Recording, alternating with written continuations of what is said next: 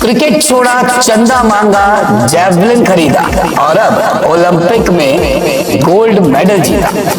मैं बात कर रहा हूं पाकिस्तान के सुपरस्टार जो रातों रात में ही सबसे बड़ा सितारा बना। जी हाँ, सही अरशद नदीम, जिन्होंने जैवलिन थ्रो में गोल्ड मेडल नहीं बल्कि एक ऐसा रिकॉर्ड बना दिया जो अब शायद ही कोई ओलंपिक में तोड़ पाए। नीरज चोपड़ा से तो गोल्ड की उम्मीद थी, लेकिन पाकिस्तान के अरशद नदीम ने दूसरी थ्रो में गोल्ड मेडल पक्का करा। आज पाकिस्तान की आवाम अरशद नदीम का नाम जप रही है। ये नाम कभी भूला नहीं जा सकता, क्योंकि एक ऐसा कारनामा पाकिस्तान के इस अरशद नदीम ने कर दिया जो आज तक कोई नहीं कर पाया। लेकिन अरशद को यहाँ तक पहुँचने के लिए एड़ी चोटी का जोर लगाना पड़ा। गरीबी में बचपन बिताया, पैसे भी नहीं थे, लेकिन फिर भी पुराने भाले से ही प्रैक्टिस, साथ ही साथ चंदा भी मांगा कि वो पेरिस ओलंपिक के लिए जैवलिन खरीद सके और अपने देश का नाम रोशन कर सके। बड़ी ही दर्दनाक और भावुक कहानी है अरशद नदीम की, जो पाकिस्तान का गोल्डन बॉय बन चुका है। दरअसल पेरिस ओलंपिक में पाकिस्तान के अरशद नदीम ने गोल्ड मेडल जीतकर इतिहास तो रच किया। फाइनल में 92.97 मीटर का रिकॉर्ड उन्होंने दर्ज किया, जिससे भारत के नीरज चोपड़ा को सिल्वर मेडल ही मिला। ये जीत पाकिस्तान के लिए एक ऐतिहासिक पल है, क्योंकि ये ओलंपिक में उनका व्यक्तिगत गोल्ड है। इससे पहले पाकिस्तान ने सिर्फ हॉकी में ही गोल्ड जीता था। 27 साल के अरशद की फाइनल में शुरुआत खास नहीं थी।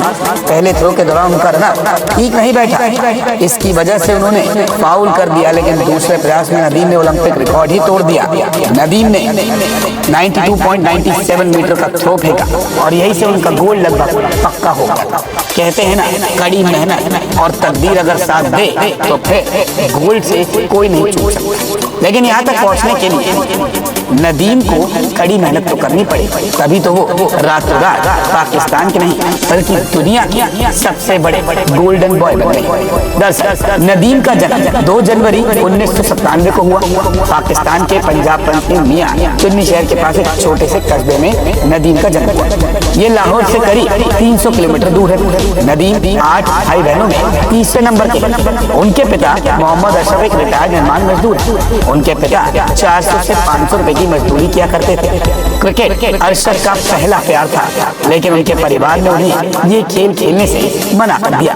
स्कूल में एथलेटिक्स इवेंट के दौरान जैवलिन थ्रो से हर कोई हैरान रह गया। कोच राशिद अहमद की देखरेख में नदीम ने फिर वहां से प्रैक्टिस शुरू की। एथलेटिक्स में हाथ आजमाया और जैवलिन थ्रो को अपना पेशा बना लिया। नदीम को परिवार से सपोर्ट नहीं था, ना ही प्रैक्टिस के लिए पैसे। अरशद नदीम का सपना सरकारी नौकरी हासिल करने का था, जिससे वो घर की व्यवस्था को ठीक कर सके। स्पोर्ट्स कोटा के तहत Pakistan water and power development authority के लिए उन्होंने ट्रायल भी दिए। Star javelin thrower Syed Hussain Bukhari की नजर उन पर तब पड़ी, जिसके बाद सैयद हुसैन बुखारी ने न केवल उन्हें सरकारी नौकरी दिलाई और उनके करियर को भी एक अलग ही दिशा में मोड़ दिया। नदीम ने साल 2011 में एथलेटिक्स में कदम रखा था। साल 2015 में पाकिस्तान के नेशनल चैंपियन नदीम बने। टोक्यो ओलंपिक के लिए क्वालिफाई करने वाले वो पहले पाक एथलेटिक भी बने। 2022 कॉमनवेल्थ में गोल्ड मेडल जीता। उसके बाद ओलंपिक के लिए जैवलिन खरीदने के लिए चंदा तक इकट्ठा किया। आर्थिक तंगी के कारण पुराने जैवलिन से ही प्रैक्टिस की। तो बेहद भावुक और बेहद फिल्मी है अरशद नदीम की कहानी, जो अब पाकिस्तान के गोल्डन बॉय बन चुके हैं। कड़ी मेहनत और सच्ची लगन के साथ किया हुआ काम कभी निराश नहीं करता, और यही अरशद नदीम के साथ देखने को मिला।